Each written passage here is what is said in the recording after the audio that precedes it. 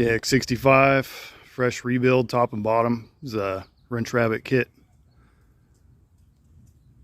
Bike was pretty dirty. I pressure washed it. Still needs some TLC. He's gonna do plastic kit. Go through it a little more. Probably rebuild the shock pretty soon too. It's blown. So first things first, we just wanted to get it running. But kind of show you, I vapor blasted the cases and kind of did a lot of detail on the engine itself. It's got a new chain and sprockets.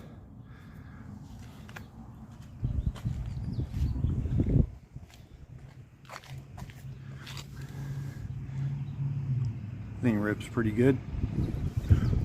Fire it up for you. Here, probably just do it right here.